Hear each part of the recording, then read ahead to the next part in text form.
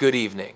I want you to stay with me here because what I'm about to tell you is happening right now, and it is genuinely significant. While most of America was sleeping last night, something remarkable was unfolding across the vast landscape of Russia. Fires, explosions, air raid sirens screaming into the cold December night. And at the center of it all, Ukraine's drone campaign, which has now reached a level of sophistication and scale that Vladimir Putin clearly did not anticipate when he launched this war almost 3 years ago. Let me set the scene for you.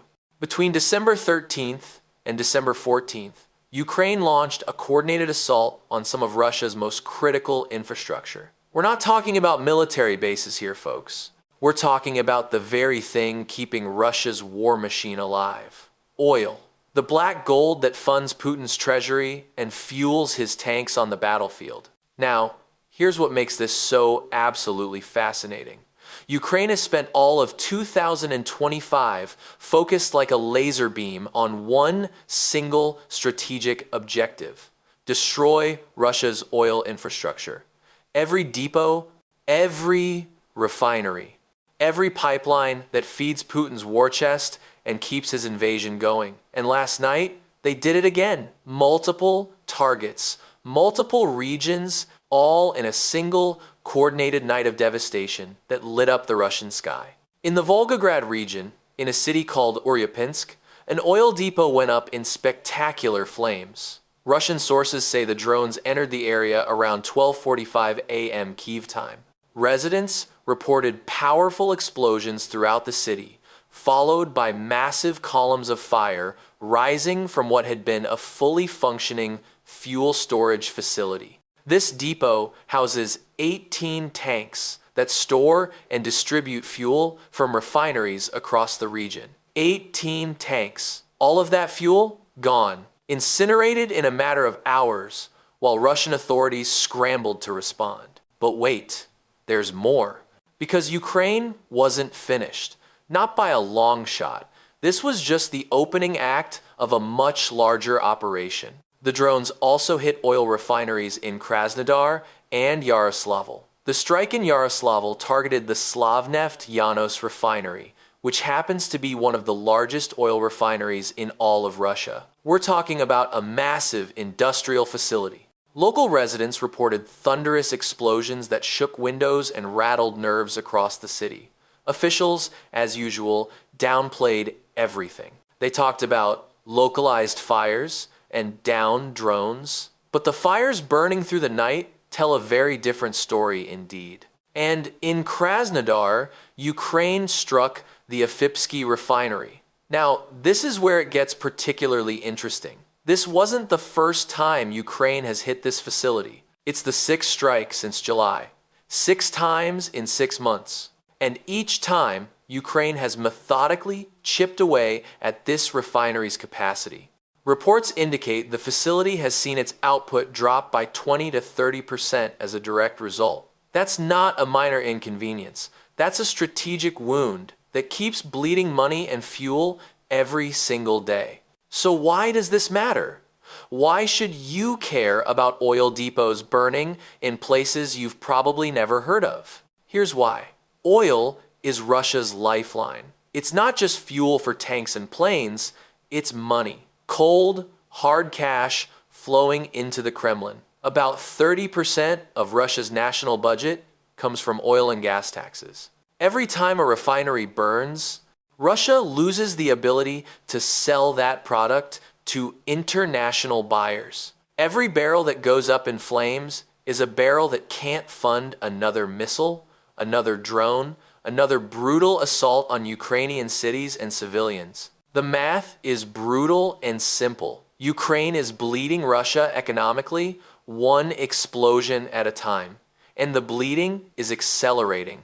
Since the beginning of 2025, Ukraine has increased its successful refinery strikes by 48% compared to last year. They've targeted roughly 55% of Russia's oil refineries at least once. And the impact is clearly showing in the data. Russia's refining capacity has dropped significantly. Some estimates say 10%. Others say as much as 20%. Either way, it's an enormous hit to Russia's economy and war effort. Russia's daily refining volume has fallen to around 5 million barrels per day, down from the 5.3 to 5.5 million barrels typically processed in late autumn. Inside Russia, gasoline shortages and rationing have become real, everyday problems for ordinary citizens. The country that invaded Ukraine partly to secure resources and energy dominance is now struggling to fuel its own economy and people.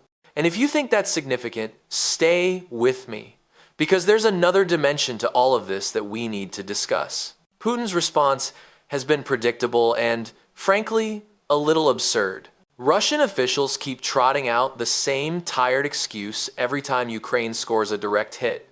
It wasn't the drone, they say. It was falling debris from a drone that we shot down.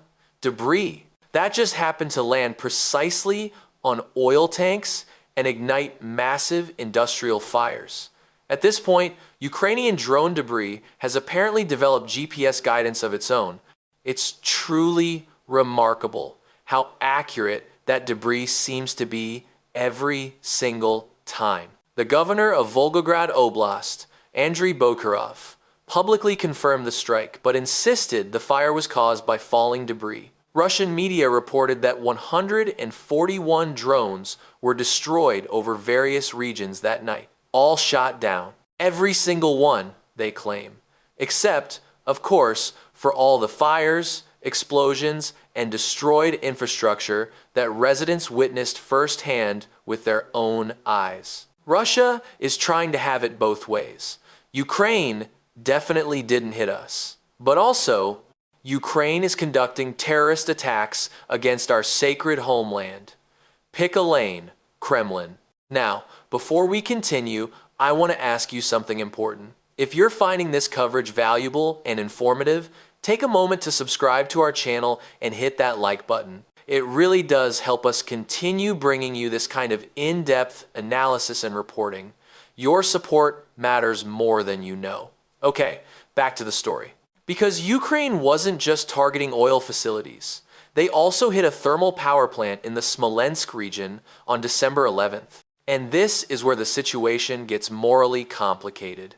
Russia has spent months systematically attacking Ukraine's energy infrastructure. Their strategy is simple and deliberately cruel. Freeze Ukrainian civilians by destroying their access to electricity and heat during the brutal winter months. It's a war crime, essentially.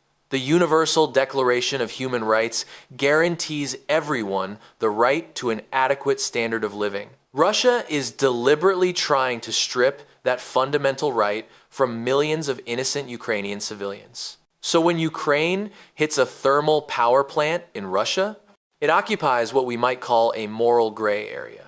Ukraine is playing the same game Russia has been playing for years now. But there's a key difference worth noting. The Smolensk plant serves Russia's military-industrial complex directly.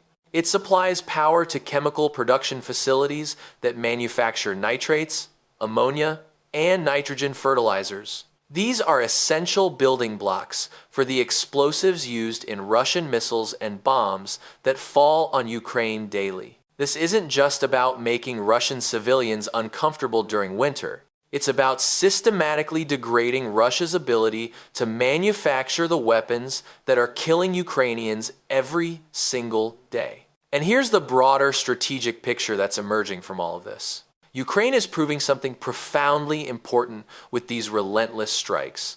Russia's deep rear is no longer safe. It barely exists anymore as a sanctuary. Ukraine can hit targets hundreds of miles inside Russian territory with frightening regularity, and Russia simply cannot stop it. Why? Because Russia's air defenses are stretched impossibly thin. Putin desperately needs those systems deployed in Ukraine to protect his troops and supply lines. That means refineries, depots, and power plants across the Russian homeland are essentially sitting there undefended. Putin could theoretically move air defenses to protect these critical facilities, but that would significantly weaken his forces inside Ukraine. Or He keeps doing what he's doing and accepts that Ukraine will continue methodically dismantling his infrastructure piece by piece. Either choice represents a clear win for Ukraine. There's no good option for the Kremlin here. And the timing of all this matters enormously. With potential peace talks on the horizon, Ukraine's relentless drone campaign is building valuable negotiating leverage. Every successful strike demonstrates that Ukraine can continue inflicting meaningful damage indefinitely if necessary. Every burning refinery punches holes in the Kremlin narrative of inevitable Russian victory. The numbers tell the story clearly. In November alone, Ukraine conducted at least 14 strikes against Russian refineries. That's nearly one every 2 days. A new monthly record. December appears to be on pace to match or potentially exceed that impressive tally. Meanwhile, the same night Ukraine hit those oil facilities, they also struck military targets in occupied Ukrainian territory. In Zaporizhia, they destroyed a building used by Russian unmanned service members and eliminated a missile complex for a Tor M2 air defense system. In occupied Donetsk, they destroyed control points for Russia's 76th Air Assault Division, along with critical radar and electronic warfare stations. In Crimea, they hit military installations, including radar systems essential to Russian air defense operations. Russia claimed to have shot down 41 drones over Crimea alone that night. But somehow, another oil depot in the Simferopol region went up in flames anyway. Here's what all of this ultimately means for the future of this conflict. Ukraine is not on the verge of collapse. Far from it. While Russia bombs apartment buildings and power plants in Ukrainian cities, Ukraine is systematically dismantling the economic infrastructure that keeps the Russian war machine running. Every drone strike that succeeds is a powerful reminder that this war has no predetermined outcome. Russia cannot simply wait Ukraine out and expect victory. Putin has a problem with no good solution, and Ukraine knows exactly where to apply maximum pressure. The fires are burning across Russia tonight, and they will burn again tomorrow night, and the night after that, because Ukraine has found Russia's weakness, and they are absolutely not letting go. Stay tuned and keep watching. This story is far from over, and I promise you, the next chapter is going to be even more consequential.